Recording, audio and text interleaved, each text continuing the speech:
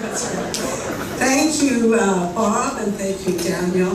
As Bob said, I've coordinated the program, the CoSA program, 17 years, first with the prison ministry and then for the last couple just with CoSA.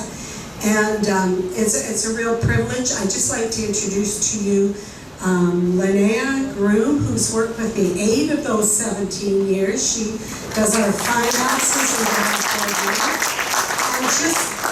thank you. We just hired a new staff person part-time to help hopefully with some recruiting, etc. Rhiannon Wong, and Rhiannon, let's welcome her. So we're very happy to have them. And we're grateful to both Bob and Angela. Angela does our volunteer clearances and Bob assists with circles and in any other way he can. For the next 45 minutes, you will hear a brief overview of what CoSA is. You'll hear from a volunteer and a couple of the folks that we support. And then we'll end up with a role play, which is backed by popular demand. They're quite the actors and actresses. So I think it should be great. So hopefully you'll learn a lot about CoSA and be moved. So Rhiannon, will you give us a brief overview of CoSA? So as Maureen introduced, I'm Rhiannon Wong, and I'm here to share with you an overview about CoSA. CoSA is a program that helps offenders successfully rejoin our communities. Our program believes the best way to stop crime and victimization is not by ostracizing individuals and keeping them in isolation, but by supporting them in their efforts to rejoin our communities, and by holding them accountable for their actions and in their efforts to change and to continue to grow into productive community members. It is not easy work, but we are guided by our principles and beliefs, which are everyone deserves to be treated with respect and dignity. We believe everyone needs a sense of community and belonging, and we believe that everyone can change. It is from these principles and beliefs that we build relationships with these individuals that often have no one else, and we create positive change in their lives and in our communities. CoSA accomplishes this by holding circles, which are meetings between offenders, who we call core members, and 3 to 5 trained volunteers. Volunteers bring to the circle their human presence and care.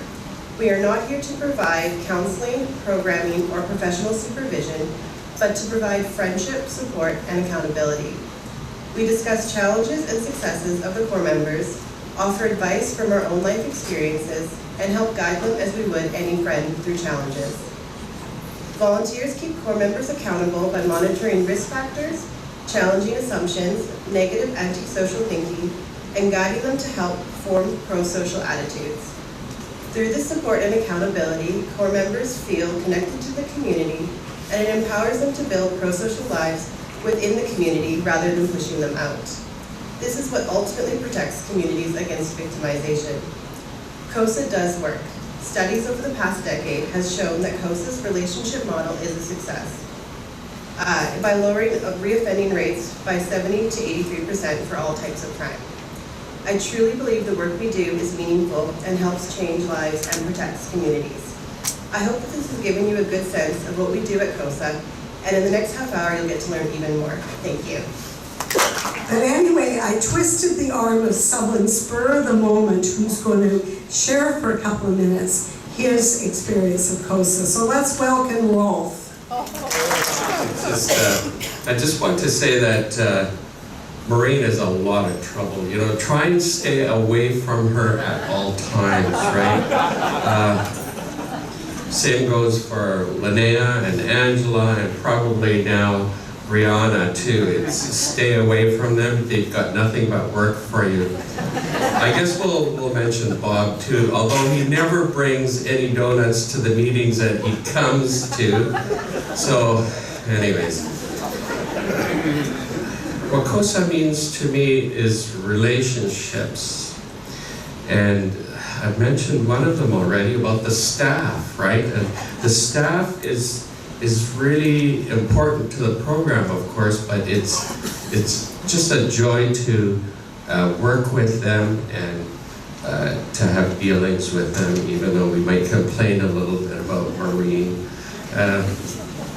So that's one of the things that's really important is the staff that is involved with CoSA. The other one is the volunteers, the relationships that we can build with the volunteers, and that is very, very important because you get a real closeness to people. I've been with CoSA for more than 5 years, less than 10 years, somewhere in there. So seems like I'm not that old. I'm not that old, Marie. But it's, yeah, the relationships that one builds with the volunteers within the different groups is just really important. And then, of course, the third group that is really, really important is the core member. And it's just wonderful to see over the years, especially if you're with a group for an extended period of time, the progress that the core member has made. It is just absolutely heartwarming, and it just, that's where all the value is for us as volunteers, that we see the progress that is being made by the core members. So if you're not with CoSA, stay away from Maureen. A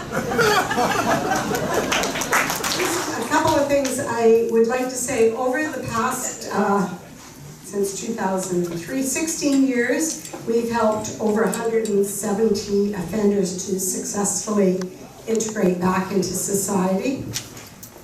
Yeah. And please know we only accept those who are really determined and want to change their lives. Interestingly enough, we currently have 29 circles. Of the 29, 13 are in Vancouver, 7 are in Surrey, 7 are in Abbotsford, and 2 are in Chilliwack. We're kind of desperate for volunteers. In April of 2017, not long ago, we had 14 circles for 69 volunteers. We now have 80 volunteers for 29 circles. So a part of this is the demand, the increase, more and more wanting help. So I would encourage you, Linnea's just going to pass around some boards that you can sign your name on. If you do sign, know that it isn't a commitment, only a commitment to have an interview, to learn more and see if this is something you could do. So thank you very much, and thanks to everybody who participated.